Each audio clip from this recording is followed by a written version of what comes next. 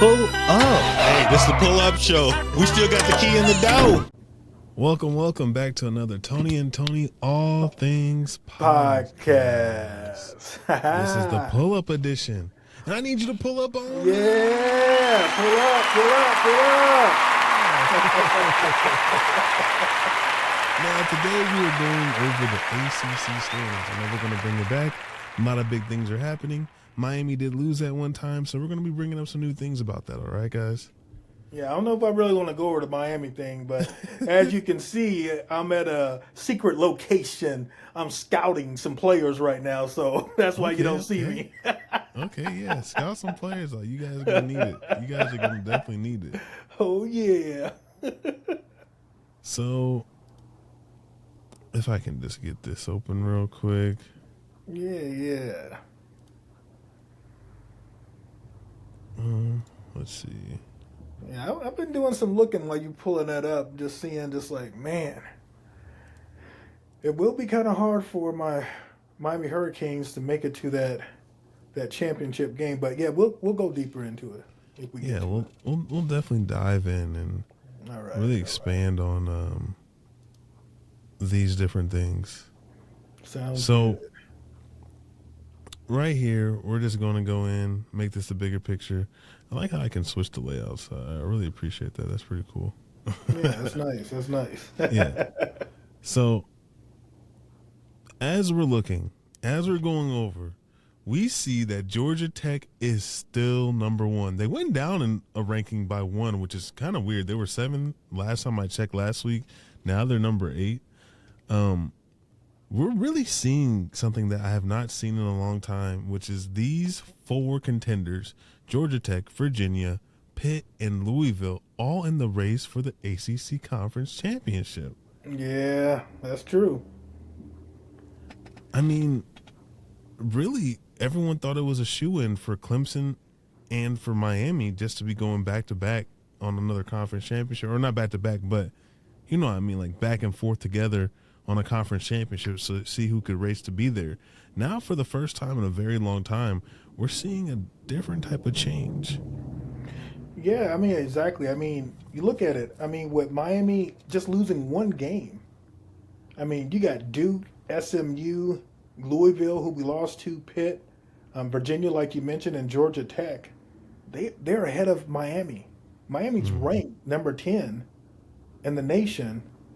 But look how far down they are from actually playing in their own conference title game. Yeah, and it definitely surprises me a lot just because in this situation as a Miami fan, are you wanting to be in the ACC championship or are you hoping to be more in the playoffs? I mean, being in the championship game, I think it sort of solidifies that we will make it into the tournament. I mean, that's an automatic bid, basically. Right. But with being right there at 10, I mean, some things could happen and we can end up being actually ranked number 12th or something like that. And we can just find ourselves on the outside looking in, pretty much like last year. Yeah, that's something definitely nerve-wracking, especially when we go in and we're looking at the last few games that you guys are going to have. You guys got SMU, which can definitely change some things because, they were up there in the top. You got Pitt at the very end of the year, so if Pitt's doing well, you guys can fight them out. You also got Syracuse, NC State. So all the rest of your games are all ACC conference games that you guys need to win. As you can see on this far right, SMU also has 1 loss. So does Pittsburgh. But the big thing about this is if you guys can jump up and beat SMU, you guys will take their spot. If you guys can get up and beat Pitt, you guys will take their spot. And the only thing you're hoping for is a Virginia or Georgia Tech loss. Right. But the honest thing, I mean, I don't see Georgia Tech losing as far as in the conference. Maybe I can see them losing to Georgia, and that's a good point that you bring up. But I'm looking at also with the rankings. I mean, okay, so they have us 10, but actually it's like we're kind of tied. So actually we're like 11th. Yeah. And then, of course, I mean, who's the conference or like the NAA or, how did I say it? I just have to put it out there, basically. You got Notre Dame, they're going to make it. I mean, right now they're sitting Yeah. right behind us. So no matter what we do, unless Notre Dame lose, they're going to be in there. And then look at the teams behind them. I mean, you got Texas Tech, you got Tennessee, you got Louisville. I mean, I don't know if we're going to make it if we don't win out. So, yeah, that's a good point. And, SMU, I think they lost last week against Wake Forest, of all teams. But, this could be like, okay, make it or break it game for SMU. Like, hey, this is our chance. We win this, we're back in the race. Yeah, I definitely like that point of view, especially with I didn't even know that Miami was tied with BYU, which, like you said, that makes you guys 11th. Right. Which that's hard to really go with because it's like, man, the committee's kind of in that tough spot. Like, are these ACC schools really all about it? I mean, just look at Georgia Tech falling one spot from last week when they won. They're undefeated, but Ole Miss goes up over them. Right. I mean, like we spoke on the podcast that we did with Football Frame of Mind. Yes. We in the ACC don't get no love. If anyone's got to be chopped down first, it's us. And honestly, when we're looking at all these different things, I'm like, man, like you just said, Texas Tech is coming up. Notre Dame somehow still in there with 2 losses, are already in that conversation without having to play anyone really big besides their 2 losses. Right. So it is a scary scene thinking, okay, you're really hoping on Vandy losing to Texas. You're really hoping that Georgia in this Florida game, somehow Georgia just makes mistakes. And you're really hoping that, Ohio State and Indiana meet up sometime this year. And let me check if they do. Yeah, they don't meet this year at all. So it's kind of one of those things like, man, we're really hoping that Penn State beats Indiana and you guys can rise back up. But in saying that, is that really a viable option to be hoping for so many losses when really, like you said, it's about winning out? Right. I mean, Penn State just lost their coach. Right. It's almost like the same thing with LSU. It's like the players are basically looking at this. This is business decisions. Like, okay, we can ball out and see where we go, or we can basically, let's play it safe. If we're holding them, if we're in it, let's go for it. But if not, I need to be looking at where do I want to go next year if I'm not a senior? Right. Since you just lost your coach. So I don't see Penn State putting up, much of a fight. I don't know how everyone else is sort of shaking out, but it's looking like, I don't know. I mean, even if you look at, okay, let's say like a Texas A&M or even a Georgia losing, I think that, this committee is probably going to just bump them down still inside the top 10. Yeah. Which could actually bump us down the way they've been, giving us the backhand slap far as ACC teams in the top 10. Right. And something that really piqued my interest this week was I almost forgot that Louisville, since they did beat you, that they would be able to win out if they were tied with you guys. Right. And how the standings are looking, and of course Louisville's behind you guys. I mean, potentially, if things go the way that we're looking at it right now, and we see Virginia, they don't play anyone that's really challenging. I mean, this Virginia Tech might be a little different because it's a rivalry game. And if we look at Georgia Tech, the only game that they really got to prove themselves in is that Georgia game. So if all of ACC wins out, I mean, we might be seeing 3 or 4 teams from the ACC get in with 3 or 4 teams from the SEC, and then the Big Ten might just be Ohio State, Indiana, with Notre Dame sneaking in. Right. I mean, your biggest hope, as far as Virginia losing, is Duke. I think I was looking at some stats. I think I forget the quarterback's name for Duke, but I think he's leading actually the ACC. As far as the best quarterback in the ACC, ahead of Haynes King. Really? Yeah. I'm trying to see which quarterback is their starting quarterback. Yeah, go back on my notes when we were doing that. Oh, I think I'm on Virginia, actually. This is Virginia's team. Let's go down to Duke. Oops.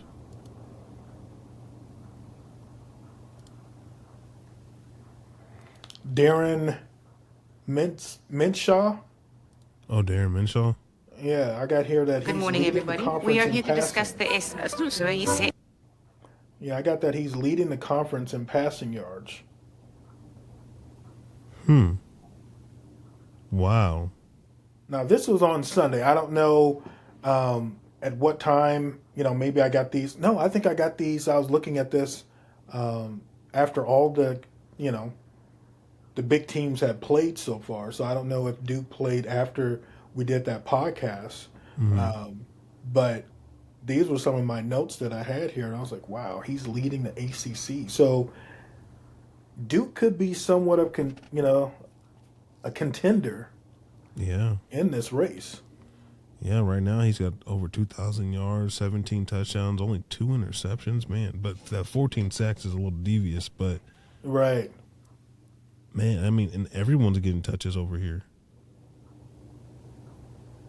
So you never know. And it's like, I think they're ranked higher than Miami in the conference. Yeah, let's go check that again.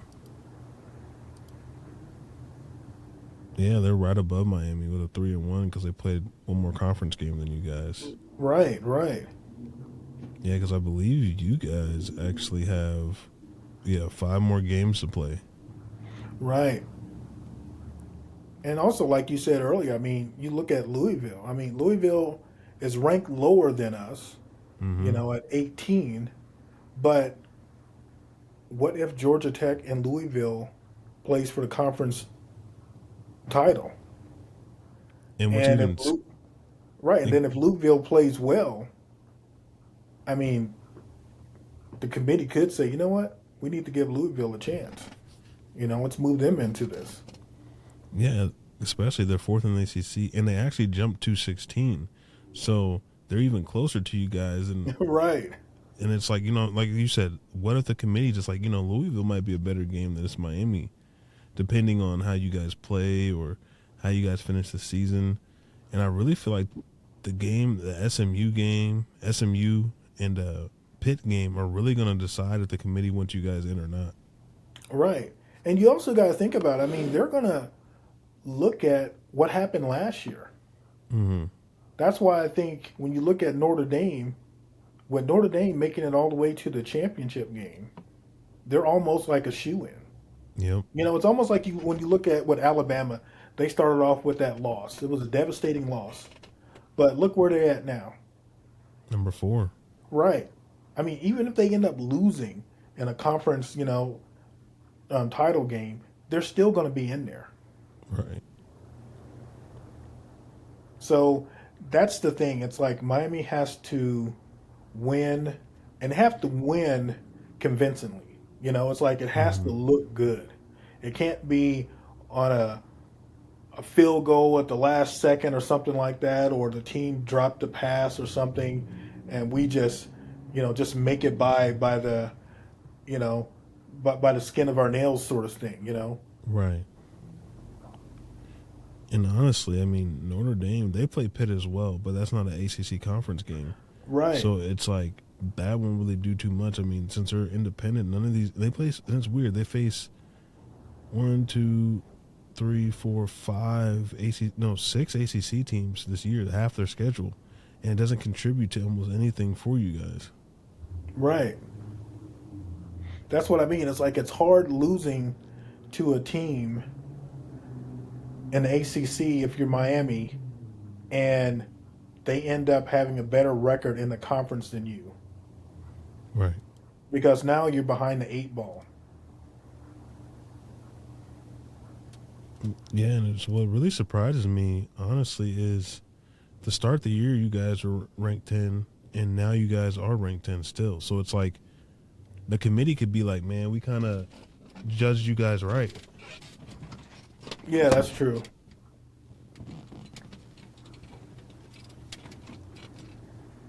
So yeah, man, Yeah. this is definitely interesting. Definitely interesting to see how these things are going to be going forward for you guys. Yeah, I mean, because then you got to think, I mean, how many ACC teams do you want in this? Yeah, You yeah, know, is it going to be two? I dude. mean, I'm thinking maybe three. I'm thinking three might actually potentially get in. yeah, but then I mean, okay, let's see who's basically on the outside looking in as far as the conference. I mean, you got the Big Ten is going to be represented, ACC, you got the SEC. Was it BYU's in the Big 12? 12. Yeah, Right. So I don't know if there's anybody else in the Big 12 that we need to be worried about that could raise up. I mean Cincinnati could sneak in. Oh yeah, they did mention. I remember Brandon during our Sunday show. He did mention don't sleep on Cincinnati. Mm-hmm. Yeah, they came up 4 spots, man. Yeah, man. It's dangerous time because like I said before. I mean, I know we're doing about the ACC and so we're talking about playoffs. I mean, let's just look at these last few games for Texas A&M. They got that last game with Texas. If Texas beats Vandy, they can move back up and face Texas A&M. And if they win that, Texas sneaks right back up in there. They got Yeah, that's Mizzou this true. week coming up, which is going to be a rough game for them because Mizzou's hungry, and I know Mizzou really didn't feel like they lost too many games that they weren't supposed to. And if we're looking at Texas right now, Texas, I mean, if they sneak back up, they're one game away from jumping right underneath Ole Miss, and they're back in conversation. So I mean, like you said, there's a lot of teams that can sneak back up that could seem more interesting in the committee than Miami if things don't turn around. Right. And that's the hard thing. I mean, Miami is one of those teams where you like to see them, but that loss, I mean, that was a bad loss. Yeah, And to be honest, I mean, I thought for sure they would have lost to Florida State. The way Florida State was playing yeah, and the way I forget was it Costantino? I forget his that quarterback's name, but the way he was playing for Florida State, just running around there, I mean, we couldn't get, any sort of pressure as far as sacks. We were pressuring him out of the pocket, but once he got out of the pocket, I mean, that's 5 to 10 yards, of him running. yeah. And it's and we just got to go back and say Carson Beck's turnovers is a big problem and something that we need to be worried about. And something that I also noticed that was quite interesting here is Navy might sneak back up in the top 25, which would be really quote unquote beneficial for Notre Dame because in a couple weeks they play them. Yeah, So that's a they can good be like, point. well, our schedule wasn't the easiest. I mean, we had 4 ranked games, so they could sneak back up in there, which is also an interesting thing to think about. Yeah, that's a good point. And Pitt has 1 vote. So I mean, if any of these ACC schools lose and Pitt comes out on top of any of these ACC schools, it changes the dynamic of the ACC, changes the dynamic of how many ACC teams get in. And really, I mean, look at Pitt's last 4 games. Miami, Georgia Tech, Notre Dame, Stanford. If they win any of those games, Wow. they could change all the things. And I know we're looking at it and people are like, well, Pitt, what are they going to really do? I mean, they beat Florida State. I know they had a close loss to Louisville and a close loss to West Virginia, but Pitt's not too far off from being a real dominant team. Let's not sleep on them either. They're third in the conference. So Yeah, that's there's a true. lot of shakeup going on. That's true. Yeah, that is true. I mean, that's what I mean. It's like ACC. It's your favorite team is one win away or one loss away. Yeah, You know, from basking in the sun, so to speak. yeah. It's dangerous, man. It's real dangerous. Yeah, I mean, I don't. Like you mentioned Carson Beck. I think my issue with him is I don't know. It's like it's twofold. It's like maybe it's three. Well, with Carson Beck, I think he's trying to loft the ball up. He's trying to put some air on underneath the ball, which is Hmm. fine.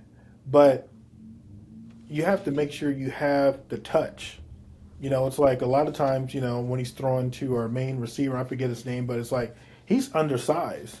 He's a freshman. Oh, Tony. So, Yeah, so whenever you throw it to him, I mean, so you have to lead him. He's not going to win in a jump ball sort of thing where he's going to go up there and grab it. So you got Yeah, to throw it. You got to lead him, and then also, I think some of the play calls. yeah, Um, I think sometimes it's like once they, oh, let's throw a down the field pass. Let's do it. And then other times when it's like, hey, it's 3rd and 3. Let's try to pick up this first down. And they get very conservative, with the play calling. And yeah. it's almost like, and also the running backs. There was one play where the running back was running and he could have easily just juked and went towards the outside. Mm, Instead, he ran right into it's like he tried to bulldoze over, he tried to do a scataboo, and go over the safety as right. opposed to, oh, let me cut it and have the safety try to catch up with me. Mm, So I think the running game is more or less of, okay, we're not used to seeing open holes. So whenever we get one, we're just going to run and just try to bulldoze our way over someone instead of, oh, let me do a cut. Let me break to another open window out there. mm-hmm. So, I'm kind of disappointed with that. Like I said, the play calling, Carson Beck, um, and I think he's sort of getting into his head. Like, he had that one game where he had those 4 touchdowns, and he was like, what was that 1, 2, 3, 4, and that sort of got to him. Yeah, And I think after that, it's like, he's gonna come down to reality, and it's like, okay, you really got to look off these receivers. You're throwing too many interceptions. yeah. They're getting used to your favorite targets. I believe it's C.J. Daniels and Malachi Tony. Right, right. And they know that's who you're going to. I mean, I really haven't seen much tight end play. Mm-hmm. You know, I mean, you can send Tony down the field, um, but it's always about that over the middle. Yeah, Make those linebackers run with you to open up something. Have a crossing play, with your running back coming out. Let those linebackers run with the players. See, can they catch them? I mean, those right. are 5 to 8 yard pass plays that you should be getting on a Every time. consistent level. Yeah, Yeah, and that's true. That's one of those things that, as wrapping up, it's one of those things where you just hope that Miami doesn't fold under pressure, which you've seen them in moments where you think they shouldn't. They shouldn't really have a lot of problems unless they run across SMU and Pitt.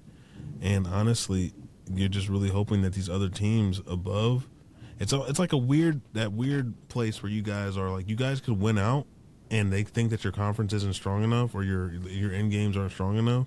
And if you don't make it to the ACC conference, y'all could be sitting at 13 that easily. right, right. So yeah, it's a dangerous game, especially when seeing Carson Beck having those interception woes like he did at Georgia. Right, and then you look at, like, again. I mean, you got, like I said, in wrapping up, you got Georgia Tech, you got Virginia, and also I think you got Louisville up there. So it's like Mm, we're going to be hard pressed in making that conference title game. So the right. only thing we really got to worry about is we have to win every game convincingly.